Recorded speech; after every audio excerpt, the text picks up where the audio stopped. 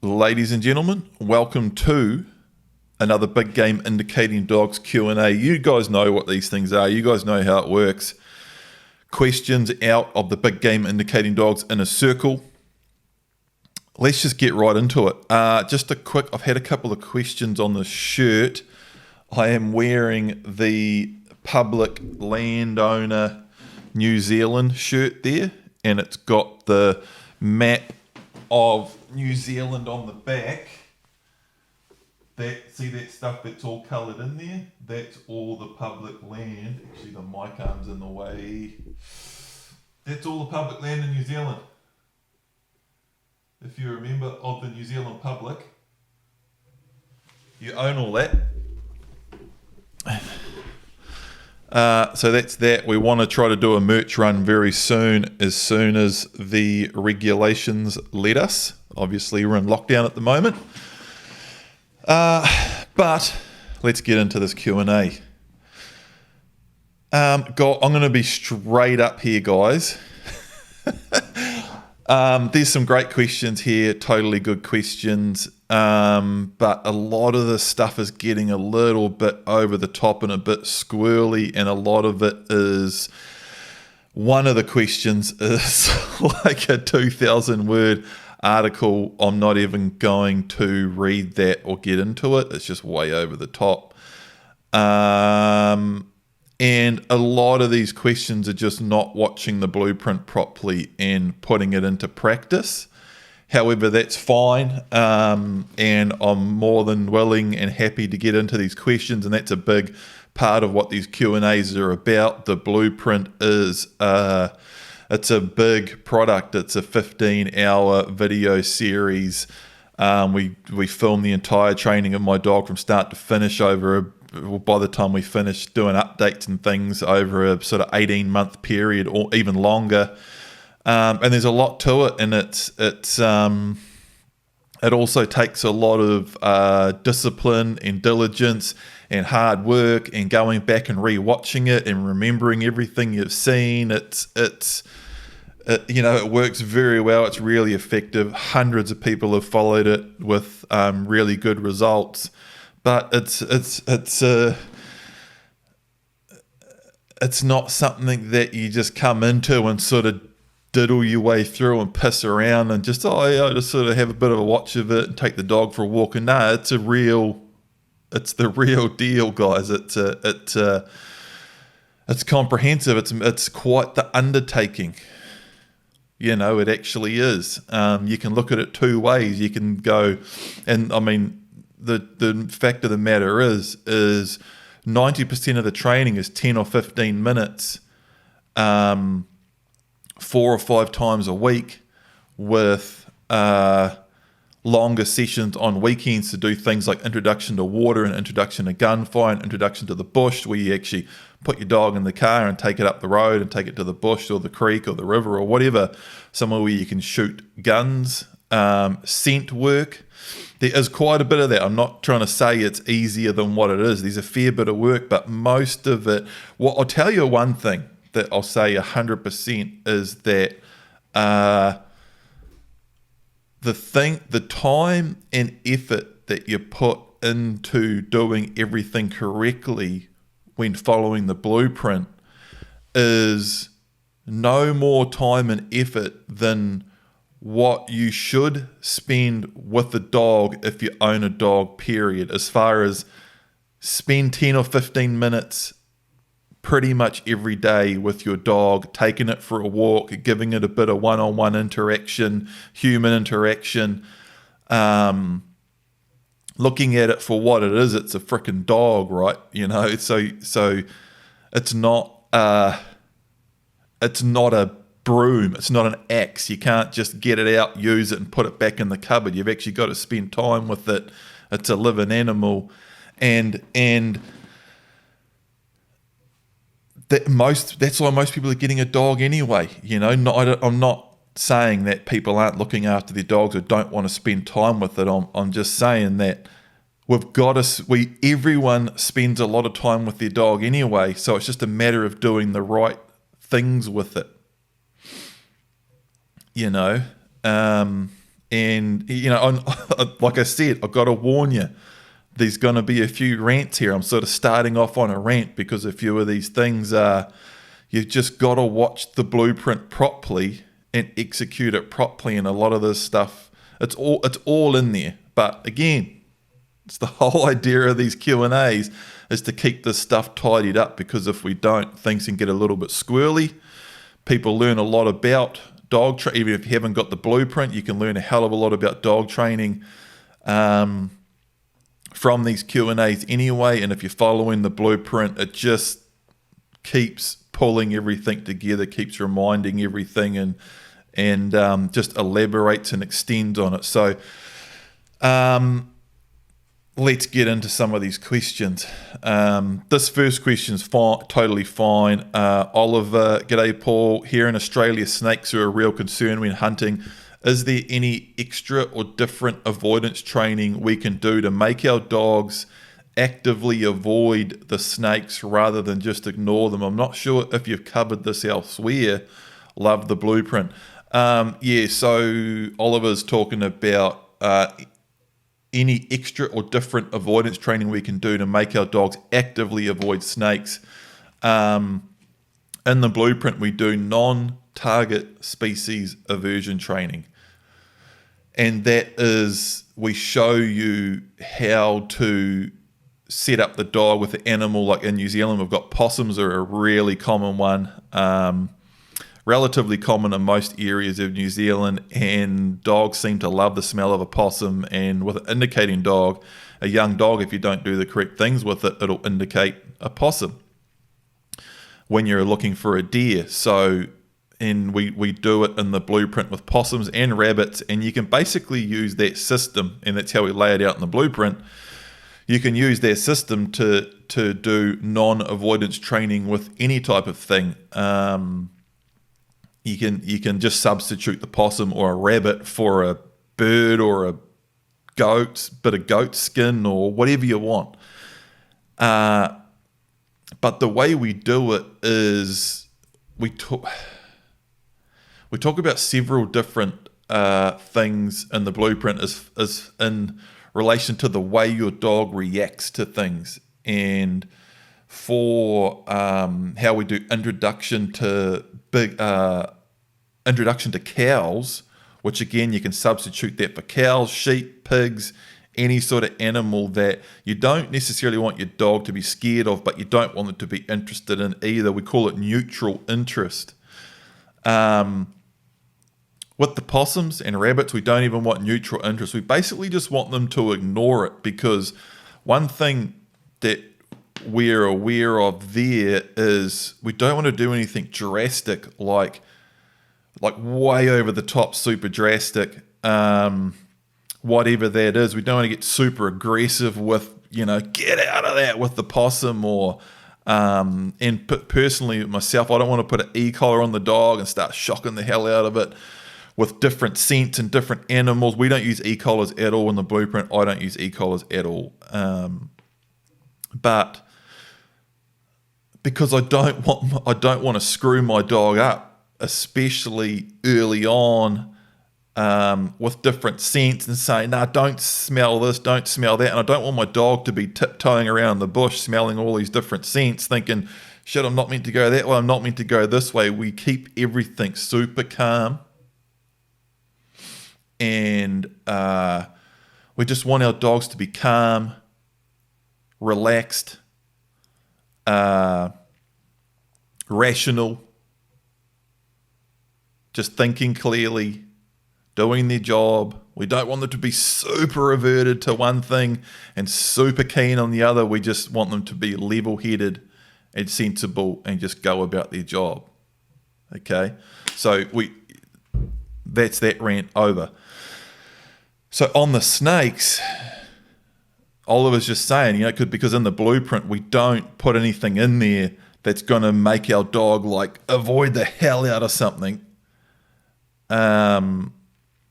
So he's just saying, with the possums and that, the non-avoidance training we do on the blueprint will just make it so the dog will basically walk past the possum and just ignore it.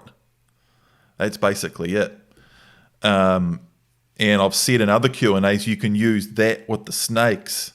So if the dog smells a snake, sees a snake, becomes aware of a snake, it's not going to do this big dramatic beeline right around it. It's probably going to be quite relaxed and just sort of walk straight past it. And Oliver's just saying, how can we elaborate? How can I make my dog avoid snakes even more drastically? And I know exactly what it is. It's the way we do Kiwi aversion training here in New Zealand, or the way the Department of Conservation or someone who contracts to the Department of Conservation would do that for you, is with an e-collar. And I'm really wary about giving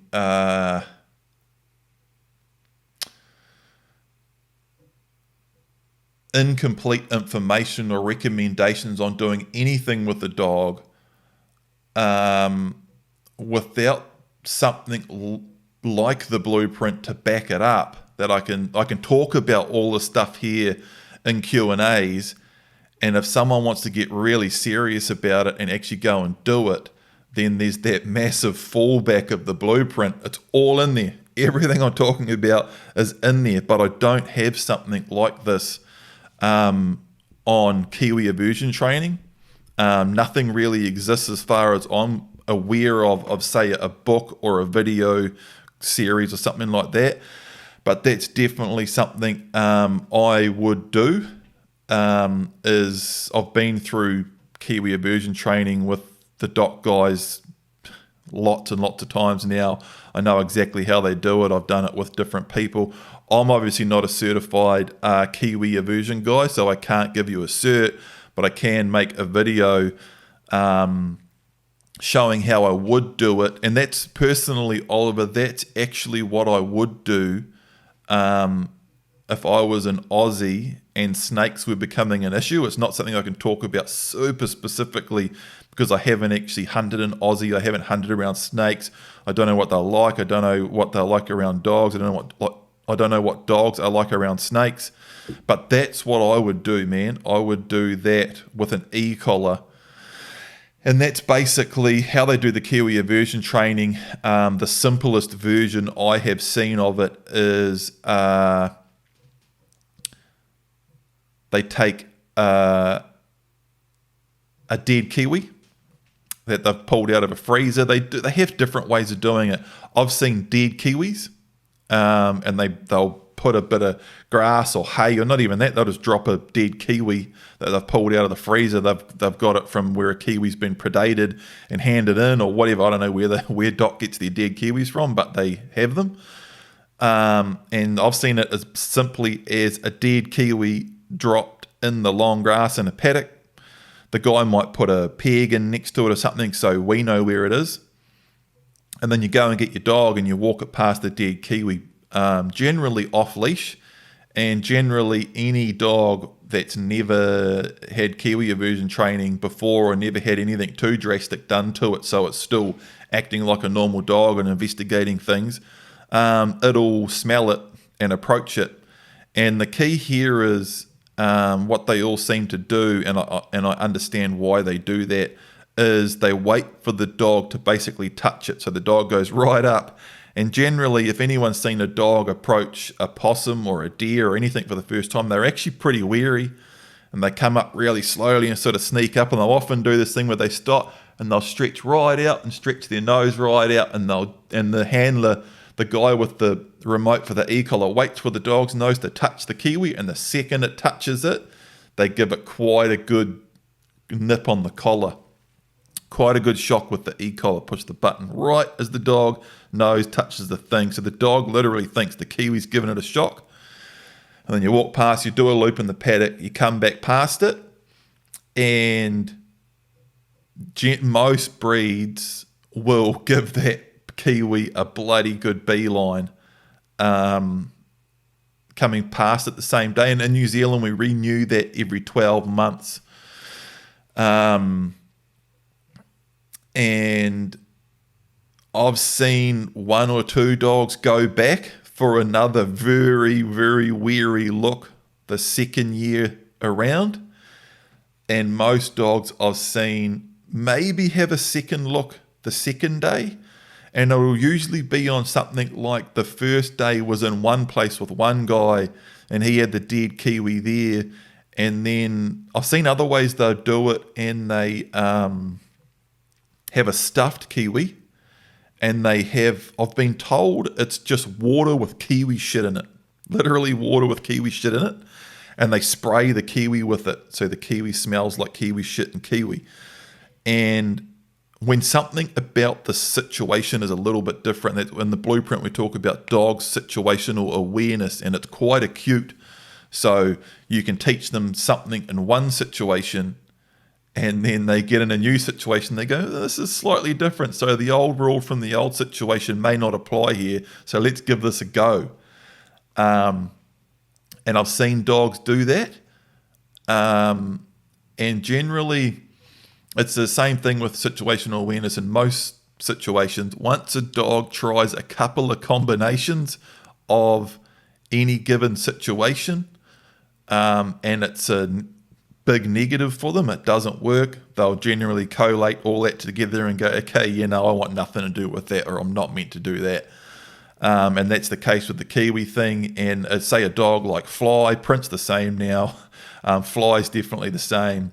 Fly went through a lot of different she's been through it heaps, because I've had it where I just had her done, but then I had to get her done by someone else in a different area and all this different stuff. So she's had it heaps, and man, she knows when we're turning up to a kiwi place and there's a different guy there and there's other dogs around and someone puts an e-collar on, and she's just like, she won't even leave my side. She's just like, I don't want anything to do with it. And it's funny, actually, they do that.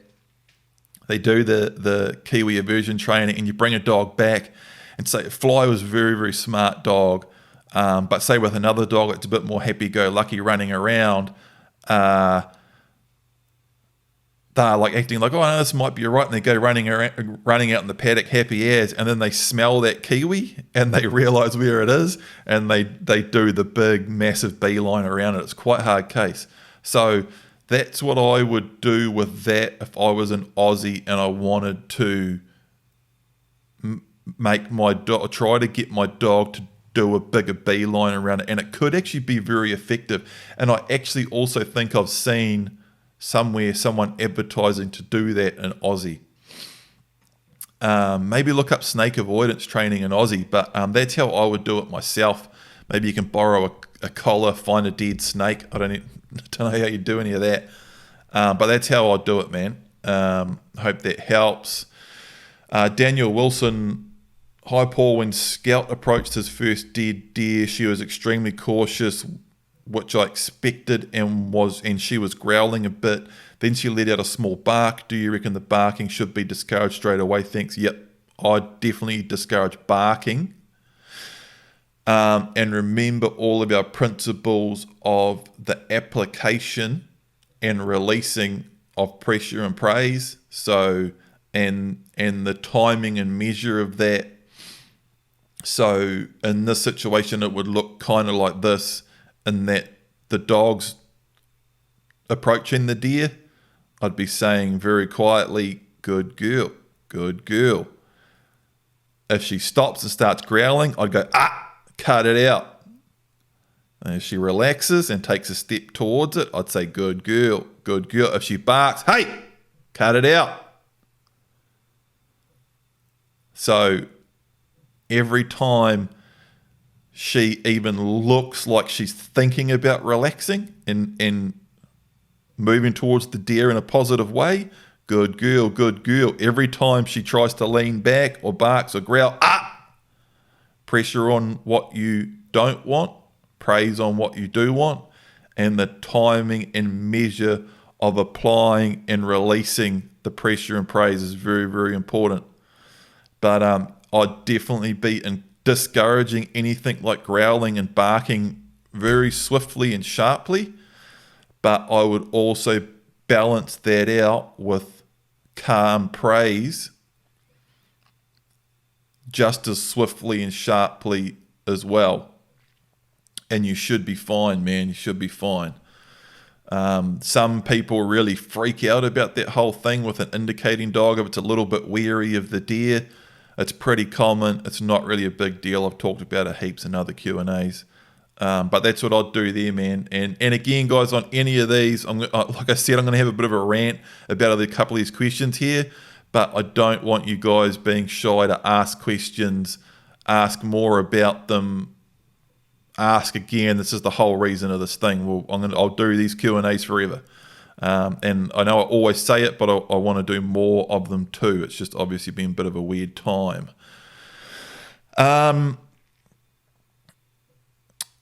Jimmy, hi Paul, I've acquired a 9-month-old black lab. He is trained on the basic commands but struggles with range once he has winded scents and tends to run off towards it. What's the best way to, this is a little bit of a funny one. What's the best way to keep him calm and in range while winding?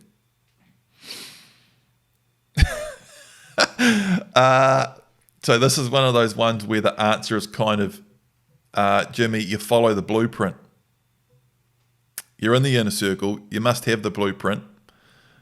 You've acquired a 9-month-old black lab, so you don't really know what's been done with it. He is trained on the basic commands. I don't know what that means, if it's trained on the blueprint or if it's just trained on the basic command, but he struggles with range once he has winded scent and tends to run off towards it. I mean, how you prevent that? So his range isn't good, and when he scents something, he runs off towards it. How you sort that out is you train the dog, and that's a massive process, and that's what the blueprint's all about, you know. But I mean, it starts off with a long line. Put a long line on. If that dog isn't trained and it doesn't have range and it runs off towards a scent, then every time you have it around a scent without a long line on, you're setting it up to fail and you're training it to do the wrong thing. So the very first thing when training a dog is to always set it up 100% for success, and that's what the long line's about. Using the long line correctly and going through it all step by step and setting up range, proper off-leash range and steadiness takes 8 or 10 months of training for 10 or 15 minutes.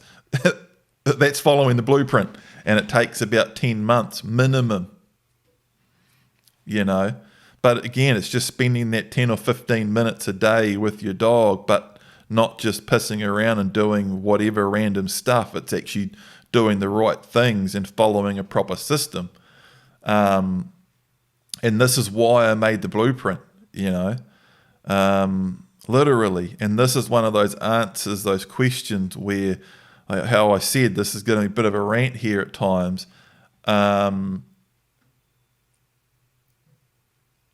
That's one of those questions where the answer to that question is you follow the blueprint. And if you're in the inner circle, you've got it. So watch it and follow it. And you've really got to hook in. You've got to watch the whole thing. And, that's something I said right from the start. If you're following the blueprint, don't just watch part 1, get frustrated and start asking questions, because the answer to it's probably in part 2 and part 3. And so many people that have done really well with it watch the whole thing all the way through, and other people work their way through it and get to the end and just think, man, I wish I watched the whole thing right at the start. It would have saved me so much frustration and wondering and doubt, because so many things, and this is a bit of a rant that's leading into some of these other questions. So many of these things that people are getting frustrated with and asking questions about just don't even matter at the stage you're at. Some of these questions are like, my 12-week-old pup is doing this and it's just driving me up the wall, and no matter what I do, it's like, well, you're not even meant to be doing that yet. You're not even meant to be thinking about that yet. That's in like part 7. You know? A lot of this is just like relaxing and calming down and having faith in the process. Trust the process. You know, that's almost a cliche nowadays. You hear that a lot, but it's so true. It's so bloody true. Moving on. Eric, hi Paul, in the QnA Tasmania 30th of September 2018, I'm not 100% sure what you're referring to. I'm guessing it's older QnA from a couple of years ago, but in the QnA Tasmania 2018, you talked about tracking multiple species. At the time, there was no concrete solutions. Are there new insights? The area I'm hunting is stuffed with wild boar. I've just read all these questions just before I start this Q&A, by the way. So if I skim over a bit of stuff and just talk about it from there, that's why. This is a long question. It's a good sort of couple of minute read. The area I'm hunting has lots of pigs. I'm wanting to get... So this guy is wanting to... He hunts in an area with tons of pigs. He wants to shoot pigs over his dog. But then in deer season, and he's got a season for pigs, he's saying he's shot like 500 pigs over this dog in 2019. Or no, maybe not over that dog, but they shot 5. There's a lot in this question, dates, numbers, all this stuff. We shot 550 animals in 2019. That's talking about pigs. But in deer season, I would like him to focus on deer and not be distracted by wild boar. Our deer are hard to find since we have fewer of them. This is why I love to follow the blueprint. So when training, I'm thinking to work with 2. So here's the point, an interesting point here. So when training, I'm thinking to work with 2 tracks at the same time, make one with deer skin, one with boar skin. As an example, I need some water here, team.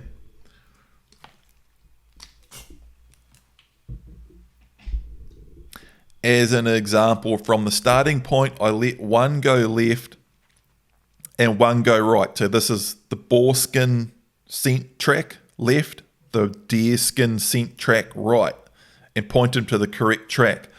Later, I can let the tracks cross each other to create confusion. If he changes, I can correct with deer, put him on the track again. Do you have experience with that? And do you think the above will work? Any other method will be welcome too. I really need him for the deer, but would love to bring him boar hunting too.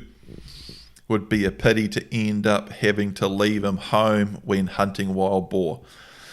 Okay, this is something I have talked about a lot in the past. I don't know exactly what I said in the Q&A in September 2018, but I have talked about this a lot in the past. I talk about this in the blueprint.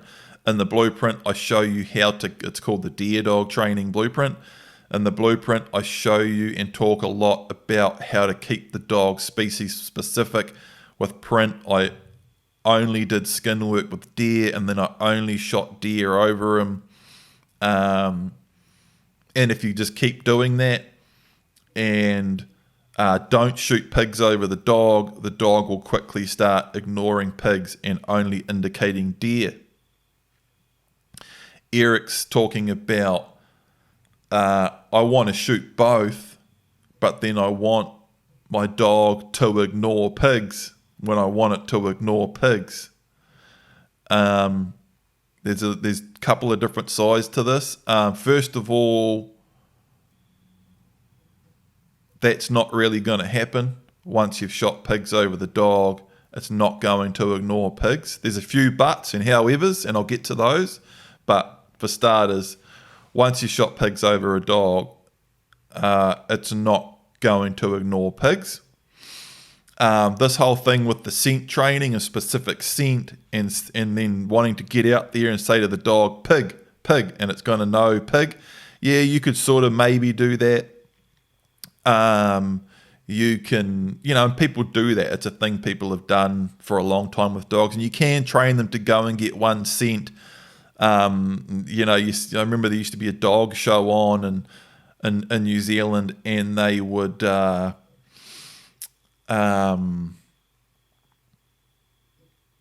all this stuff, this junk lying in this setup, and the dog had to go and pick up the right items with the right scent on it. I think it might have been the scent of the owner or something like that. You can do it. I'm definitely not going to say you can't do that. You can't train a dog to work to a specific scent. You can. As far as having a really good, highly driven dog that doesn't get confused and knows what it's meant to do and does a good job of it and enjoys it and is confident and driven and all of that sort of stuff, I'm going to say 100% I've never done it. It's not something I've spent lots of time working it out. It's something that if you were going to do it, you'd have to train a whole dog for an entire couple of years and then start hunting it and compare it with the... It'd literally take years to work that all out properly. Even though I haven't done it, I'm going to say it'd be very, very difficult to do it effectively considering all of the freaking variables and what it actually takes to have a dog that is very good and confident and driven and all that sort of thing. I'll throw that in there. Most importantly, though, on this is what I've talked about in Q&As before. This whole thing that you're talking about here, worst case scenario, shouldn't be that much of a problem. And I've spoken about this with goat dogs, that you're talking about shooting 550 animals. Fly, I literally shot I lost count somewhere around 500 goats. And I could still take her in places with lots of goats, as well as deer, and target deer. And while, yeah, occasionally the dog would start winding and you go 20 minutes, half an hour down the hill and damn, it's a goat. It just was never a big issue. And I've talked to other professional hunters about this as well that have done contract goat control work for 20 years, shooting God knows how many goats, thousands and thousands and thousands of the frickin' things. And then they go use that goat dog for deer on a weekend in an area where there's lots of goats, and it's just not really an issue. And again, situational awareness comes in here. And I don't know if it works quite like this, but I was told by a guy, and I don't think it's completely out of the question. He said he had an old dog that hunted over for ages, and the dog knew when they were hunting deer recreationally versus hunting goats. And because when you're hunting goats doing the contract work, you've got your high vis on, you're using your 222 or your 223, and you've just met at the road end with all your workmates, and you've got a bit of different kit on, and when the dog starts tracking a goat and you see it's a goat mark, you start following it super keen, and the dog just, okay, we're after goats. And then when you're deer stalking, everything's different. You're often using different gear. You may have a different gun. If the dog starts tracking a deer mark, you start following it up. Or you might spook a deer or whatever. There's a lot of different variables in there. And I'm not saying the dog's just going to be psychic and go and just know because you're taking a different gun and never going to target a pig now that you've decided you want to hunt deer. But what I'm saying is for a wide variety of reasons, it's generally not too much of an issue. It really isn't, man. And I mean, that's about all I can say about it. And you know, there's a fair bit about this in the blueprint and talking about if you really did want that dog to just focus on the deer, you're better off not shooting pigs over it at all. Once you have shot pigs over it, and then it's deer season and you just want to focus on deer, it shouldn't be too much of an issue, man. And it just takes a bit of common sense and a little bit of lenience your way. Yeah, if there is a pig right nearby, the dog probably is going to indicate it, and you're going to go over there and then say, just turn the dog away from it. And over time, your dog will learn. Anyway, that's that. Luke, my 7-month-old Waihe pointer is getting obsessed with other dogs. We live in suburban Melbourne, and most of our walks training are either an on-lead park where we cover a couple of Ks around the lake, or just walking suburban streets on a footpath. He is great with most things, but when he sees another dog, he wants to run over and play ... Long line and verbal disapproval seem to not have much effect. He will pull and jump and sometimes give overexcited bark/yelp. I don't go to an off-lead dog park for above reason, as he stops listening when other dogs are around. I'd be interested to know if you have taken him to an off-leash dog park in the past and he's run around like an idiot with other dogs, and then he wouldn't listen, and now you've stopped, and now he's showing a lot of interest to other dogs, because that will do that. Currently, when we see another dog on our walk, I will get him to sit on the nature strip and step on the long line very close to him and give him disapproval command when he is trying to get up. Should I do something different? Yes, you should, and I'll get to that in a second. Cross the street when I see a dog coming from another direction? ? Okay. So he's saying his dog's obsessed with other dogs. All you just heard, I just read it all. I would like to know that. You're saying your dog's obsessed with other dogs. I don't take him to off-lead dog park because he doesn't listen when other dogs are around. So I'm guessing you've done that in order to know that he doesn't listen.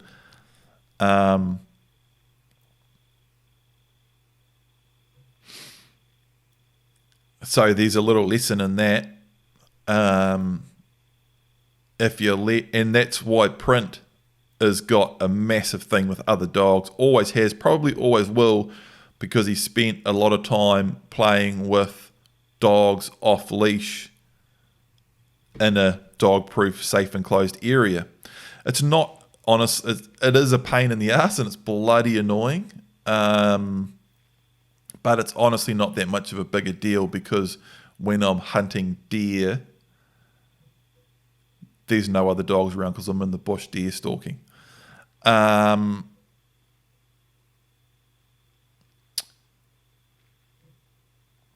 But when you're saying, you're saying, when we see another dog on our walk, I will get him to sit on the nature strip and step on the long line very close to him and give him disapproval command when he's trying to get up. Should I do something different? Cross the street when I see a dog coming from another? No. Don't get him to sit either.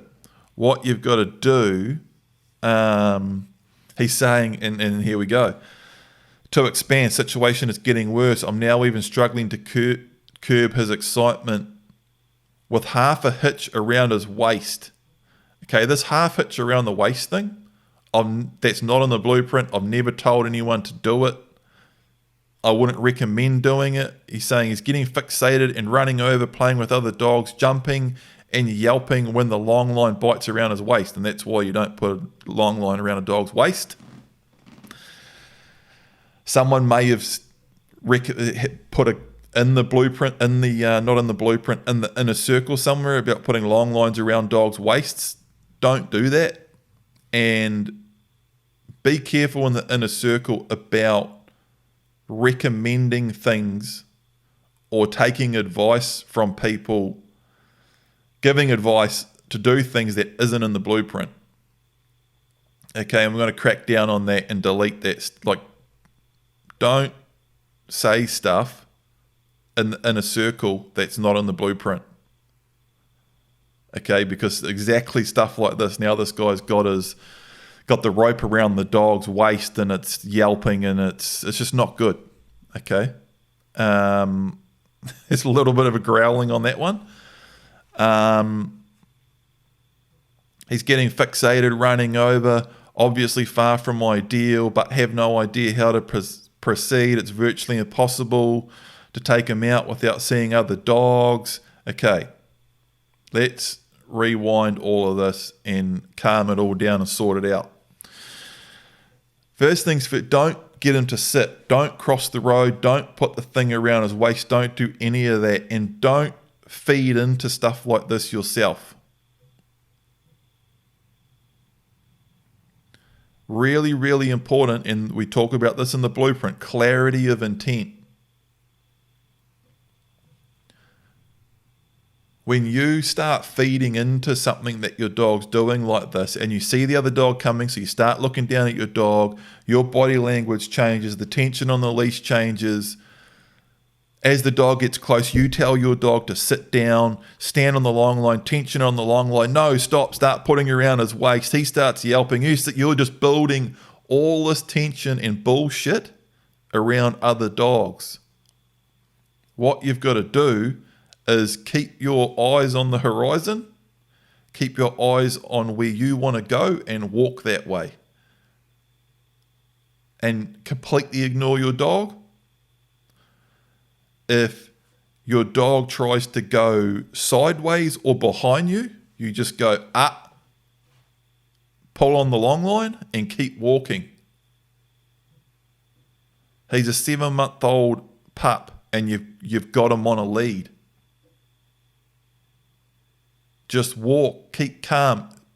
Do yourself what you want your pup to do. And use clarity of intent. It's so freaking important. And it's in the blueprint in like super rant form as I'm ranting like this. People ask why some of the blueprint's super freaking serious and I'm just hammering it home. I'm doing this. I'm smacking my hand on the other. It's so important. This is why I do that. And you know, we've updated the blueprint. And as soon as I got to part 2 or 3 of the blueprint, I started going, it's just very, very important that you do this. And it just goes on and just hammers it home. Because we started getting these questions as we were making the blueprint. That's why it's so just, guys,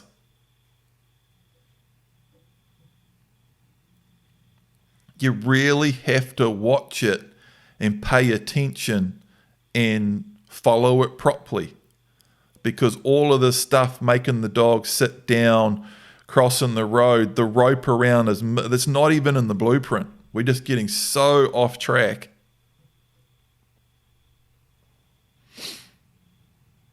But what you've got to do, Luke, again, stay really calm yourself. You focus on what you want to do. So if there's a dog coming down the footpath and you're trying to walk straight ahead, continuing up the footpath, you just keep walking up the footpath. And don't stop, don't talk to the person. If the person's like, oh, gosh, just walk straight past. If your dog starts, put the long line around the dog's neck, not around its waist. And if your dog, just walk past.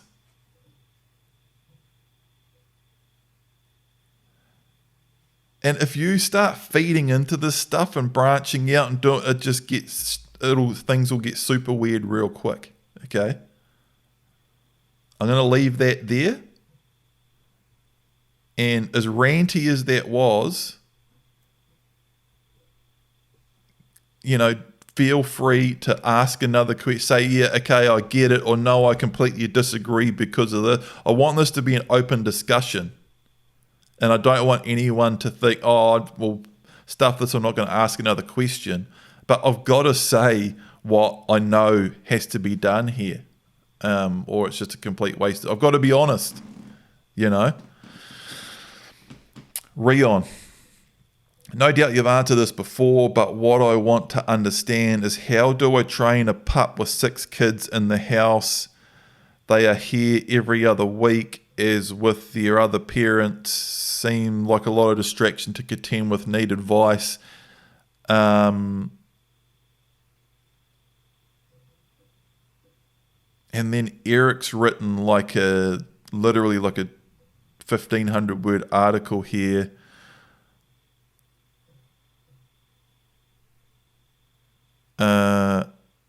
Yeah, I can't even get into that in a Q, and not in this one. You can try to narrow it down and ask the question again, or I'll read this after the Q&A and do a complete separate one on that comment, Eric, or something. But I'm not getting into that in a Q&A. It's massive. But I'll read it and I'll address it properly in the best way. But I'm not going to do it right now. Rion, that thing about the kids, it's the same with that. I've hit that so hard in so many Q&As, and I'll literally put time into it. We're in lockdown now, so me and Vinny are working remotely, but we can talk on the phone and we can both see the same computer, and we've got heaps of cool stuff that we can work really effectively. Anyway, at the moment, but I'm going to call a meeting, literally, and we'll get links together, and we've got all those clickable links for all these Q&As, and we'll put all that together, and I'll do a post in the inner circle on it and just blow all this whole thing out of the water. But I'm not getting into it in another Q&A right now and into all of that. But I will sort it. And it looks like these guys are maybe sorting it amongst themselves in the comments here. Like, Rion's asked that question that we've hammered in so many Q&As and stuff. Eric's written a massive article about it, which is awesome, because this is the whole idea of this thing. And this is the whole idea of the inner circle and the Q&As and everything, that we can dig all of this shit up and talk about it and go over it all and rant about it and do whatever we want. It's the whole idea.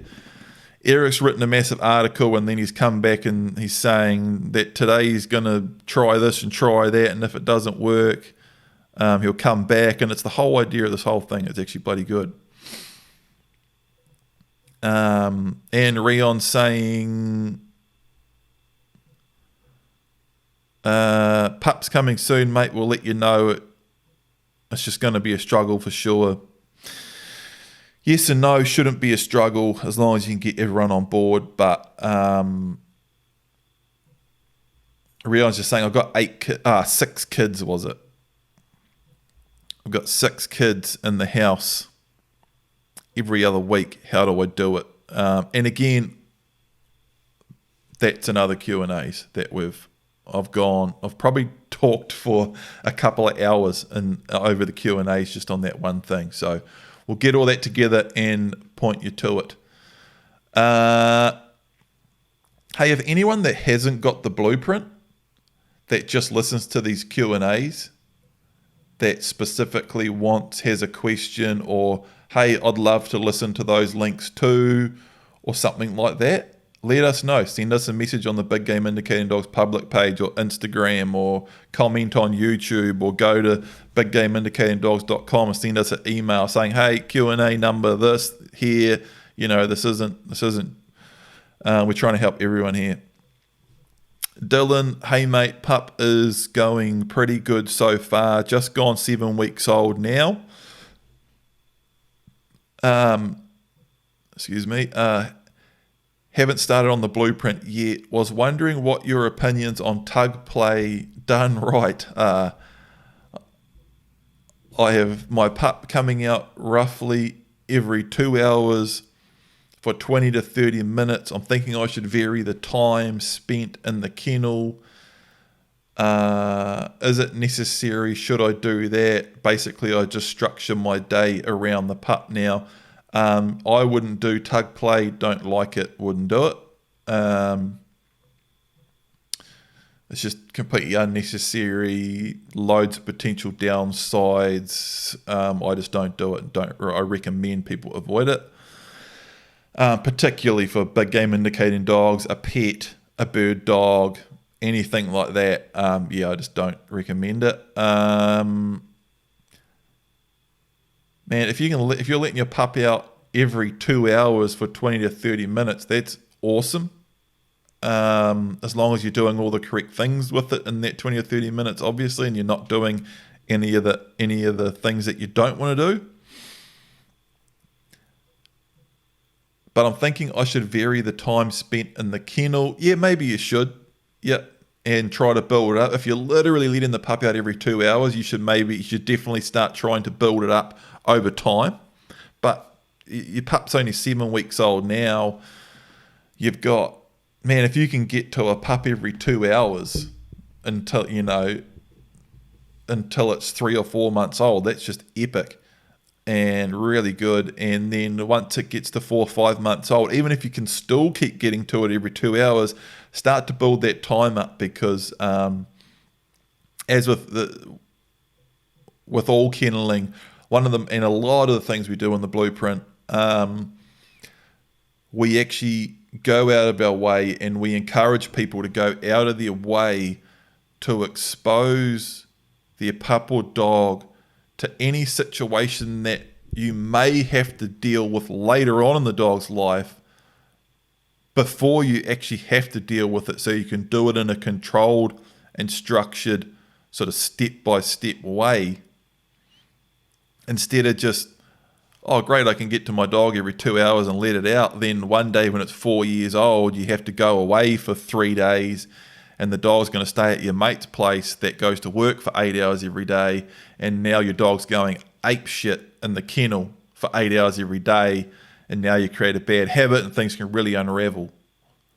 So it's actually quite a good question, man. It's cool that you're thinking about that. Should I vary it? Hey, what are any issues that could be surrounding that? That's my take on it, man. Awesome if you can get to your pup all the time. I wouldn't be too stressed about it, and this particularly in the first couple of months.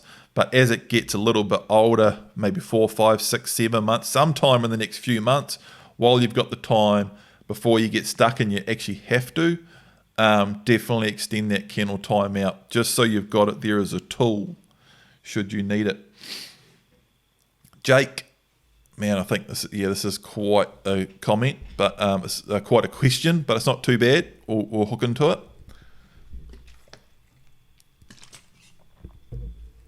This is, however, I think we're approaching an hour or so since I've read these, so I can't. But I think this is a bit of an overthinking. Maybe haven't watched the whole blueprint sort of a question. Hi Paul, I have a 12-week-old Ridgeback Doberman I'm training on the blueprint. We are just going into the 3rd week now. Very young here too, 12 weeks. Just going into 3rd week. So you've basically done 2 weeks on the blueprint. He's very good on the recall, has picked up the stop and go command, and is also starting to walk in front when not distracted. For the first week, he was very attentive, but at the moment, I can't even get him to make eye contact with me. He does all the commands almost instantly. But now an ant or a leaf seems to be way more fun than training, and I'm constantly checking him and recalling him, and he just seems to be getting worse. Okay, I'm gonna theorize on that a little bit, and I'm going to talk about it before I even finish reading this whole question, and remembering that I'm talking about this in the context of anyone listening, and I'm not, because I'm going to make a couple of assumptions here, but I'm not making an assumption about what Jake's doing. I'm just thinking out loud based on what I've just read. He was good for a week. Now I can't even get him to make eye contact with me. He does all his commands instantly, but now an ant or a leaf seems to be way more fun than training, and I'm constantly checking him and recalling him, but he just seems to be getting worse.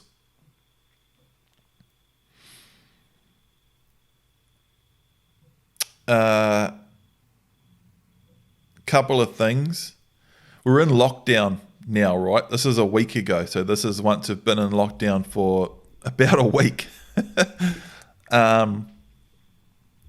And I've trained a fair few dogs and know a fair bit about it. So quite often when I read something, I just go, well, if that's happening, this must have happened for that to happen.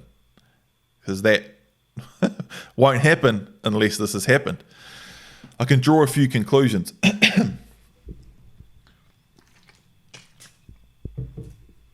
It sounds like you've overtrained, spent way too much time with your pup, and it hasn't had enough time in the kennel, and it's getting frustrated and it's getting sick of it. If he's 12 weeks old, he does all the commands almost instantly. For the first week, he was very attentive. But at the moment, I can't even get him to make eye contact. So he's very attentive for a week. If you did tons of training, tons of time out of the kennel, the pup's having loads of fun, and then you're just over and over and over and over and over and over and over trying to get him to do stuff, he's going to lose all the interest. He's going to be very distracted. He's sick of you. He won't make eye contact, and it'll just all fall to bits. That's why early on we don't do in part 1 of the blueprint, we don't do any compliance work. We just start linking actions to commands.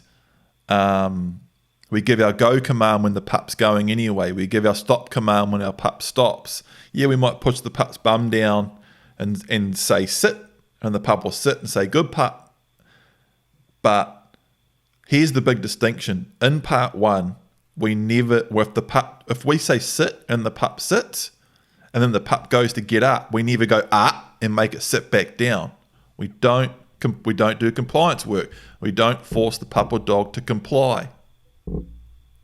So it can't get sick of it. It can't piss it off. It can't get frustrated. It can't, and you're developing the bond between you and your pup, which if you start doing too much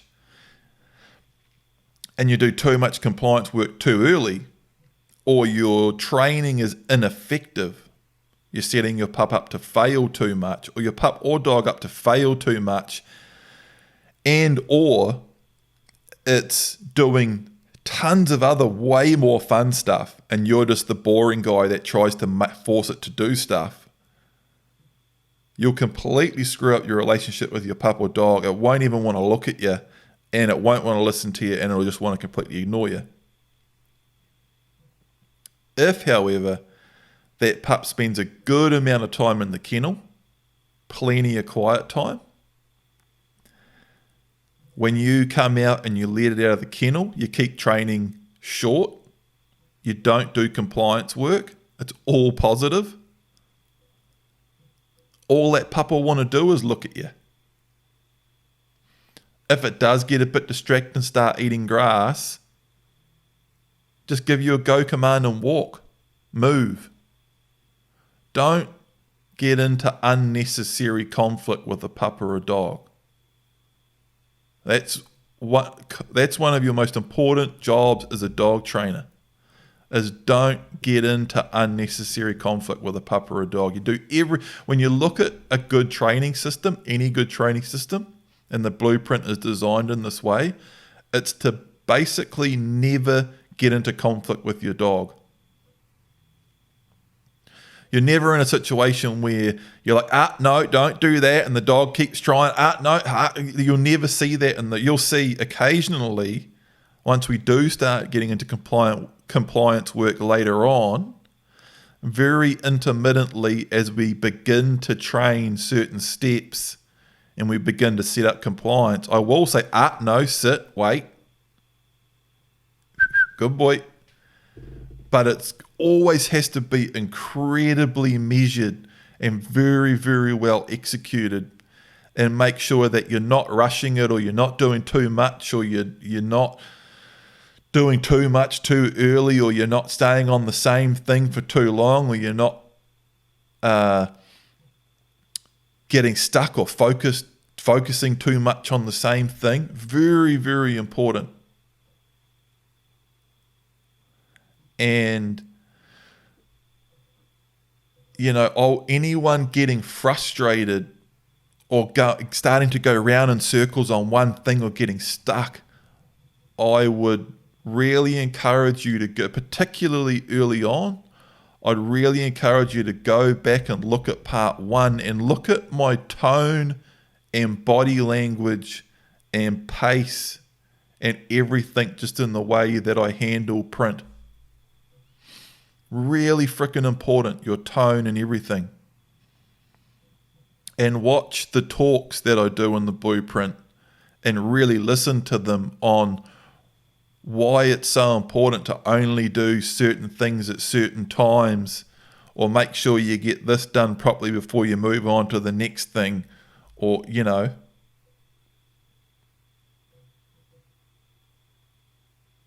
really freaking important.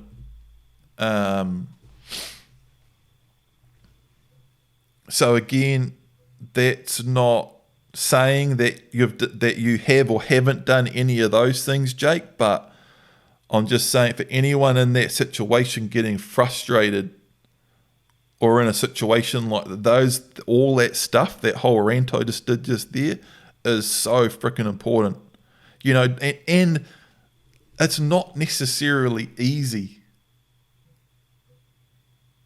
It's a huge sort of mental game, patience, diligent. One of a quote from part 1 of the blueprint, and I'm quoting myself, but I said, think a lot about everything that you do.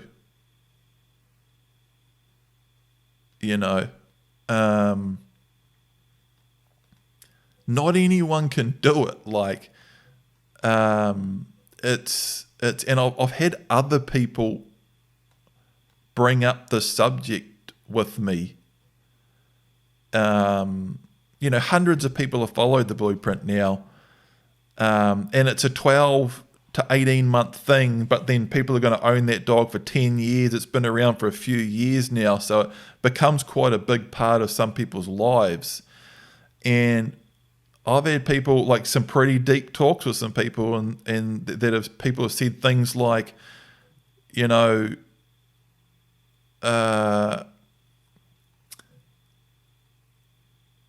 following a dog training system like the blueprint. I'm not saying the blueprint's the only one like this. But following a system like the blueprint and working with a dog and understanding the dog and understanding yourself well enough so you can carry out this whole thing. It's not anyone can do it. That's what I'm saying. If you come in and you're a little bit impatient, or you get frustrated with certain things, you don't think about what you're doing before you do it, You're not good at sticking with things. You're not good at taking in a whole bunch of information, keeping it in mind, and carrying out an activity using all of that information, following instructions. It's quite a full-on sort of a deal. You know, and I've had people say, shit, it's really forced me to look at myself and change as a person. You know, an old shepherd once said to me, and I'm paraphrasing a bit, it was years ago that he said it. It was just a passing comment in a conversation, and I've never forgot it. That it was something to the effect of, if you can't work out how to work with a dog, you've got some issues that you've got to work out with yourself.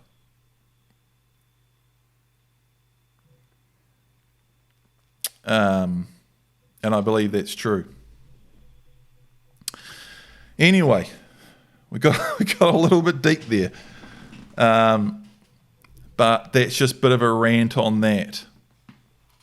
And again, this is nothing personal to anybody. It's just sometimes these questions bring out certain subjects, and I just start thinking, and I'm like, man, I've got to cover that. That's important. Haven't talked about that before, so that's all that is. Jake continues on. I've done everything close to a T on following the blueprint in terms of low distraction environment, staying calm and checking in when distracted, but having no luck. For the first week and a half, he would follow me everywhere at a good distance. He shouldn't be following you. Well, yeah, no, I'm sorry. He should be actually in the first week. He's following me. I'd use the recall command and maybe walk 50 to 100 meters, and he would follow me, no problems, the whole way till I either stopped or gave a command to stop. But for the past couple of days, I'll get him moving, and every 2 meters he stops to smell or look at something and just locks up and doesn't listen. Haven't had him break at anything. He just sits and stares at something or sniffs something till I recall and check him, but then he goes straight back to doing it or something else 5 seconds later. I'm not too anal about getting him to comply. I don't want him thinking he can do whatever he wants either. Thanks, mate. Hope to hear from you. Yeah, there's so much there, man. And some of these questions, yeah, it starts to get difficult to give a good answer to, because there's just so much going on there with that. And because it's so early, I would encourage you just to go back and look at part 1 again, and then part 2, and just make sure you're following it all properly. Patrick, much along the same lines. It's another freaking long one. I get it though. We've all had a lot of time over the last 3 weeks, and basically all around the world. Most people are in lockdown and things at the moment. Patrick Turner, much along the same lines, 14-week-old, again, very young, in 6th week of Blueprint. GSP Lab, has stopped listening, too hyper. I have been away for the last 2 weeks, so the wife has been the only one training. In the last 3 to 4 weeks, we started walking around the block to the local park and working on sits with the standing on the long line, etc. First week that worked great. She was picking it up. Release needed work, but was only improving. However, over the last 2 weeks, she started biting ankles, biting the long line, getting very hyper, disapproval not working, tried to escalate, it doesn't work, and it goes on and on. So again, I'm just going to say, go back to the blueprint, watch part 1 and 2 and 3 and just make sure you're sticking to those principles. And remember, kennel time is so important. If the dog's not paying any attention, getting hyper, getting pissed off in training, all of that, a lot of this thing I'm wondering is because everyone may be on lockdown and maybe on lockdown the home, the pup's spending a lot of time out of the kennel. And again, and this is in part 1 of the blueprint, kenneling and quiet time is very, very important because of the way a pup or a dog prioritizes activities. So if a pup or a dog spends, 15 and 3/4 hours of the day running around doing whatever it wants with kids and running around inside and pets and eating at random times and just unfortunately is living the life that a lot of pups and dogs live nowadays. If you try to put a long line on them for 15 minutes and start telling them what to do, they don't give a shit. They really don't. In fact, it's the opposite. They give negative amounts of shits. And they're not only not interested, they not only won't listen, they'll rebel and they'll start biting you and chewing on the long line and doing all that stuff. If you keep a pup nice and calm, quiet, spends a lot of time in the kennel, when you do bring it out of the kennel, you bring it into a low distraction environment and you do the correct things with it, it actually goes really smoothly. The pup will be quite attentive and it's fun and easy. And that's just the truth, so that's that. What I have noticed is my wife and I, stopped doing the short training sessions in the house sections and had only started doing 15 to 45 minute walks 2 or 3 times a day. That's a lot, which isn't necessarily bad, but you've just got to keep an eye on all of these factors, When she was getting back to the section, would get uncontrollable and we would need to put her in the kennel. The only time she would, in the last couple of weeks, be in the section is on free time. The only time she would be in the section on free time or getting a cuddle before bed.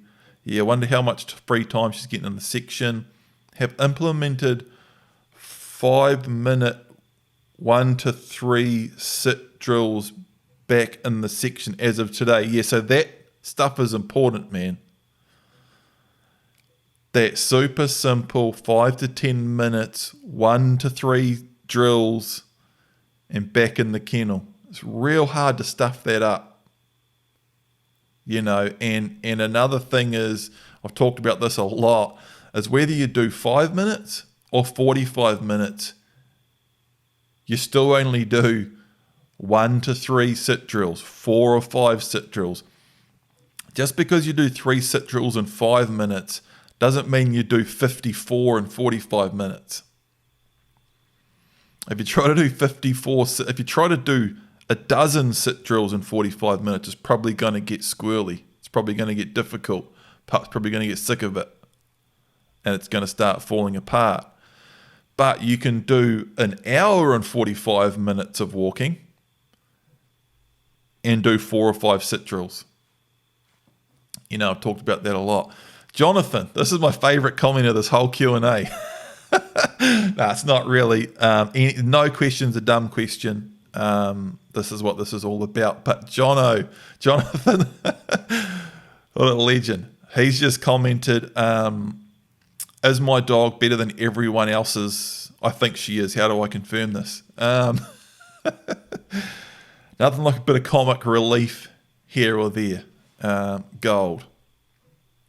Man, the inner circle, I've been part of a lot of forums, Facebook groups, social media, internet stuff.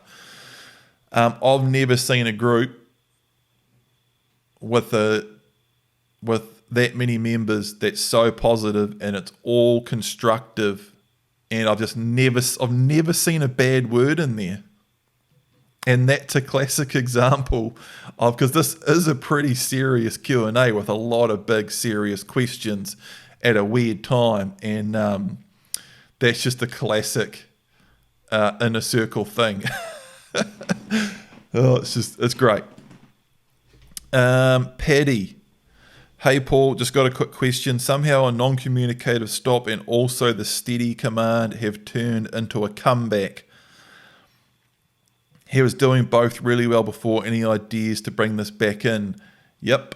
I don't know. I think that is in the blueprint somewhere. It's definitely been in a lot of Q&As. And it's kind of one of those silly answers that's so... it sounds like a dig answering it, but somehow our non-communicative stop and also the steady command have turned into a comeback. He was doing really well. Any ideas to bring this back in? I guess any ideas to... You don't want to bring it back in because you don't want the dog coming back in. You want to stop it. And that's what you do, is you stop it. And how you do that is if the dog's walking in front and you stop and the dog goes to come back, you go, and you step out to the dog real quick and just put it back where it was. So if the dog's 5 meters away, right next to a stick laying on the ground, when you stop, the second the dog goes to come back, you go, and you step out to it real quick and push it back and make it sit by the stick. And then you step back to where you were. And if the dog tries to come back, you go, and you put it back by the stick. And you come back to where you were. And then 5 minutes later, if the dog does it again, you do that again. Perfectly, every time. Until the dog stops doing it. And if the dog is doing that while you're hunting and you don't want to be making all that noise and performance while you're hunting, then you've got to do that thing where you take a step back and go back to training and go out to the park or wherever you can. Do some non-communicative stops, do some steady commands, and if the dog tries to come back, push it back out. If you can't do that, then you've got to work on your stop and go back to other principles and things from the blueprint. But that's really it, man. And I have seen that, and I've had that in one-on-one sessions and things. Even like someone's like, man, I'm having these serious problems with my dog and can't sort it out. And we get to the one-on-one and the guy says stop and the dog comes back and he goes, see, I can't. And so we start walking again and the guy says stop, and the second the dog turns around, I go and I step out to the dog and put the dog back, and I do it like twice and the problem's gone. And the guy usually goes, for F's sake, what the hell? I'll finish reading this question though. He's been a pain as we get a good stalk going and the dog is working good, then sees me stop and turns to come back. Yeah, so it sounds like it is happening in the field. So again, and he's saying, so this makes a lot of unnecessary movement and noise. Any tips would be great. Yeah, I would get back in the training area and iron it out there. My lab Gus is going really well, otherwise taking us in on a couple of animals now, which we have spooked. We have had one down and followed up a mate's wounded one a few hours after the shot, which was successfully killed in the finish. That's pretty cool. So the dog has helped them find and secure a wounded animal a few hours after it was wounded, which is pretty cool. I mean, it sucks it was wounded in the first place, but it's great to have a dog that can do that when it does happen. Great fun training with the blueprint and hunting with the dog. Epic, man. Totally agree. It's like one of the coolest things on the planet, literally. Gareth, hi Paul. My pupa's obsessed with chewing grass. No matter what I do, she keeps biting off chunks, always on long line. If out of the kennel, she does it randomly and more so when she is frustrated or hyper. I try to command a disapproval, which works really good on everything else, but no luck. As soon as she bites the grass, I open her mouth, take it out, and growl her. It's almost like a game to her. It's bloody frustrating. Cheers, thanks. Be interested to know how old your pup is, what part of the blueprint you're on, a few other details like that. But it's the same thing with everything else. Make sure you're doing enough training. Make sure you're not doing too much. Quite often that sort of boredom and frustration comes from things like that. Not enough kennel time, not being interested enough in you. It may not be that much of a bigger deal. I'd like to know how long it's been happening. Because in some of these things, guys, excuse me, I'm bloody blowing my voice out on these things, eh?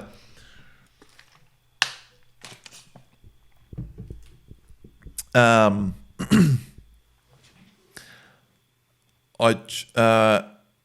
of these things,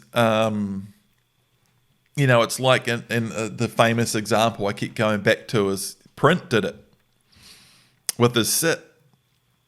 And I'd say sit, and he'd just stop. Every time he'd stop, and I'd have to step in and push his bum down. And I mean, look, you could say a lot of things about that. And dogs, the way dogs think is so simple. I've said this 100 times, 1,000 times. They've got the IQ of a 3-year-old. They're about as intelligent as a pig, literally. That scientifically. So don't expect a dog to understand anything that you wouldn't expect a 3-year-old human or a pig to understand. And sometimes it can literally be as simple as Print literally thought he wasn't meant to sit until I stepped in and pushed his bum down. And he's a dog with the IQ of about a 3-year-old kid. And I'm a adult human.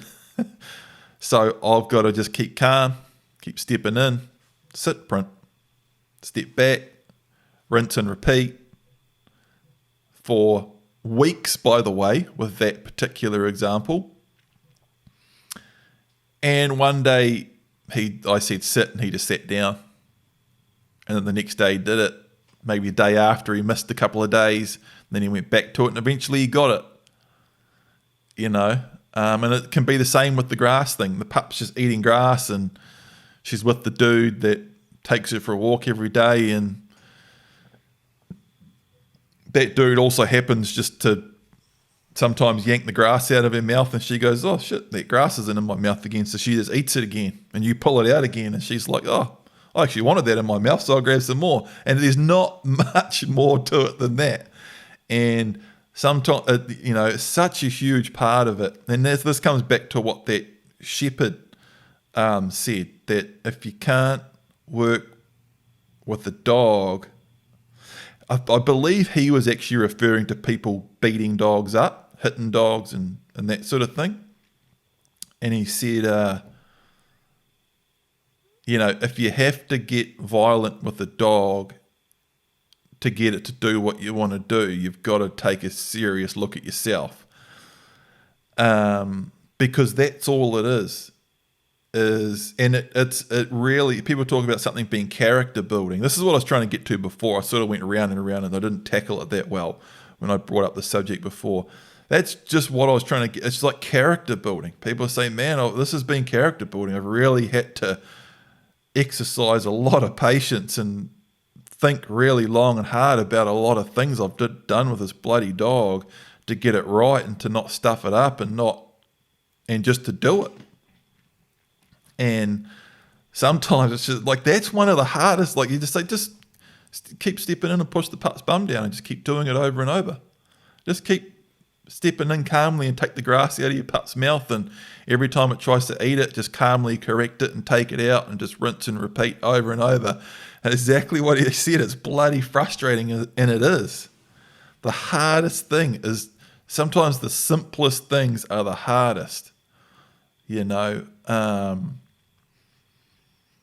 Another quote is that, I'm running a blank on it. Simple and easy have nothing to do with each other. Just because something's simple does not mean it's easy. Stepping in and pushing Prince's bum down calmly and saying, "Good boy," every time his bum hit the ground for weeks on end until one day he just sat down. And sort of when they do it, you're almost like, "Oh, good boy." You're almost more pissed off when they do it right. But that's the hard. It's frickin' simple. But it's very hard. And that's what a lot of the stuff comes down to. Alistair.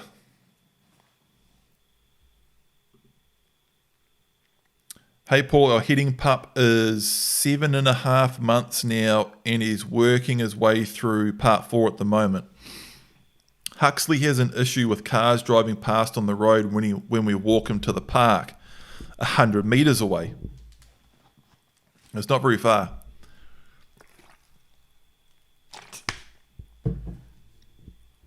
He seems very on edge near the road. When a car drives past, he'll tense up, gets into a stalking stance and tries to chase it most of the time. It's a residential street, but often a car will drive past when we walk him. He's always on the long line, of course. We started with trying to ignore the behaviour and carry on walking. We've used disapproval and a tug on the long line. We have also tried calling him to us when a car drives past. He's been walking to the park for 4 months now and he still acts the same way with cars. He's fine with being driven in cars, and also once we're in the park he's good.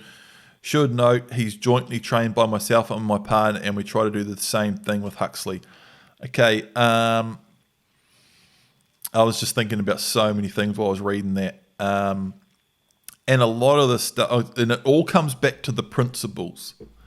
You know, and often when in this Q&A, when I've been ranting and saying, go back to the blueprint because it's all in there. And this is what's so good and important about first principles is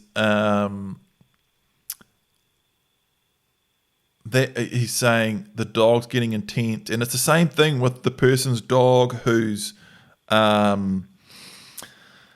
getting intense about the with dogs, and this dog's doing it with cars, and how do you handle it, and what do you do? We do disapproval and tug on the long line. We tried ignoring it. That didn't really work. Comes back to that that principle of applying and releasing pressure and praise, and the minimum amount of pressure and praise to get the job done. Because if you put too much pressure on it, if the dog gets intense about a car, and you start doing that thing that I was talking about before, you start focusing on the dog, focusing on the car, and you tell the dog to sit down, and next thing there's tension on the long line, and then you're building all the tension around that whole thing, and you can unintentionally make it worse. Very, very common. You can do the same thing with pressure or praise. I've talked about people praising their dog. The fireworks is a classic. Or getting scared of gunfire, and people start bang, and the dog starts getting scared, and the person goes, good dog, it's all right, good dog. And to the dog, you're just praising it for being scared, and it gets worse and worse. The dog shows more and more fear. You praise it for showing fear, and it's just this horrible downward spiral. It can be the same with pressure.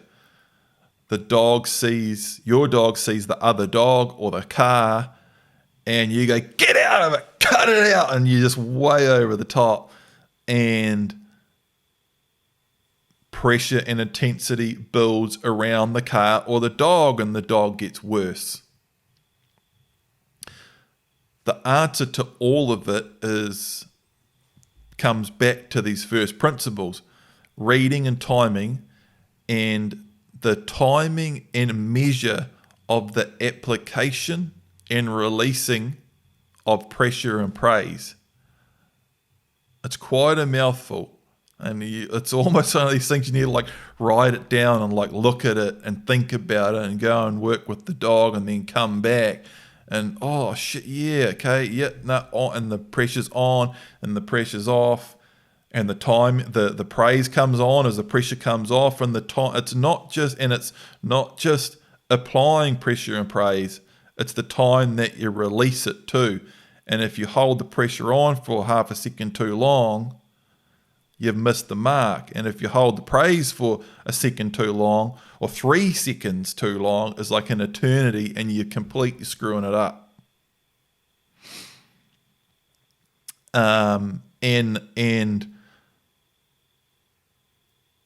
the masters of dog training are elite at this, at reading their dog and the extremely subtle signs of the dog getting intense about the car, and then their response is perfectly timed and measured in that they don't go when they could have just gone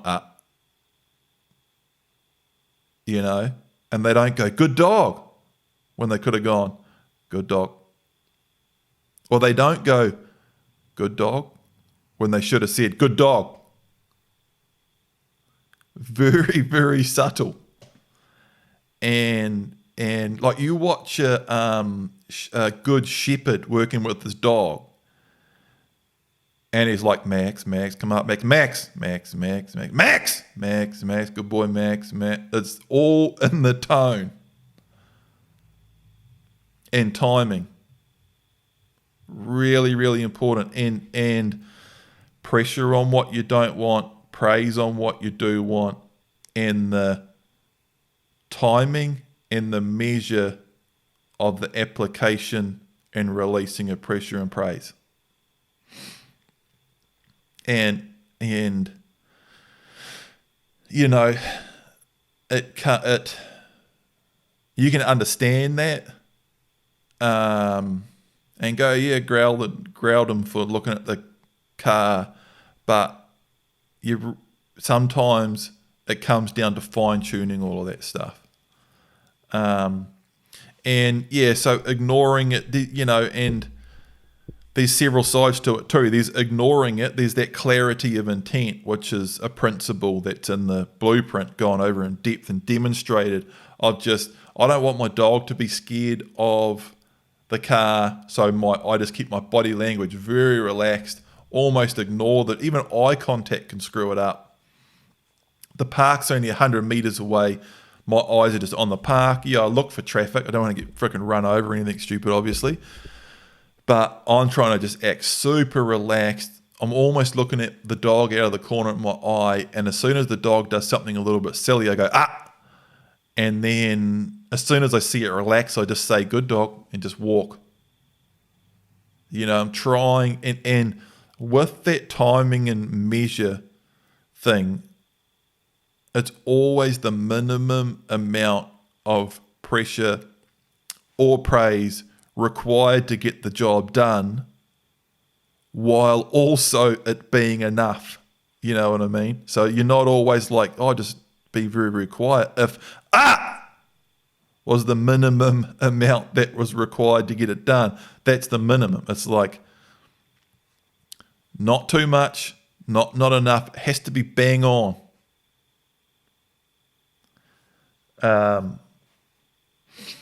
That's about that. I reckon we'll wrap it up there. Yep. Again, took me a while to get to. I've said like in every Q&A for the last year that this has taken me longer than I would have liked to have gotten to it, and the next one will be sooner. And it has just been one frickin' thing after another for us. We had a lot of issues with the building that we had all our gear in, that we were trying to do our Q&As and podcasts and everything out of. It has actually been quite a frickin' major for us. It was a bad move. And I'm not going to go into details, but it turned into quite a major. We're out of there now. and we're back home. However, we've obviously got this whole other situation happening on the planet at the moment, which I'm sure we're going to get through that too. But I've got all the gear at home now. I'm looking at potentially going live, and I've got all my gear at home.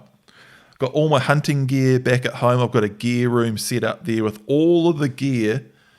If I get my guns out of the cabinet and put them on the workbench, I've got basically everything that I use for hunting, not only in the same room, but in the camera shot with the workbench in front of me. Which is kind of what I wanted at the work building about a year ago when I moved in there or whatever it was. And it's just been one thing. It's just, we just haven't got on our feet down there. We couldn't. So we're all back home now, but we're now in this new situation. Which again, like I said, I know it's difficult. It's difficult for a lot of people, but man, it's nothing that we're not going to sort out and get through, and will be sweet as. That's it.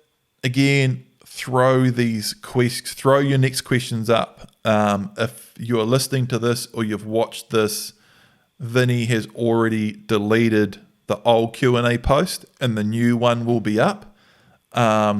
Short of like a frickin' tidal wave or earthquake or who knows what the hell, I reckon we'll get to this next one quicker than what we did this one. I think this is it. So throw your questions up, throw your comments up based on this one. Again, there's quite a bit of ranting in this one. It is what it is. I've said it all for this Q&A anyway, and now I'm just completely freaking rambling.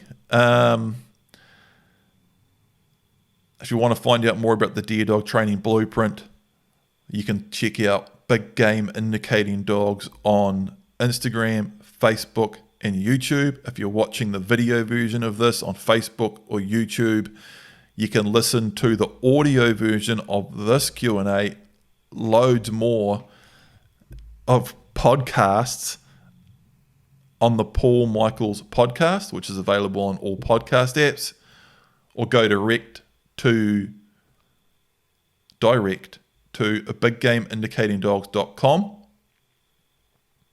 Cheers, guys. We'll see you next time.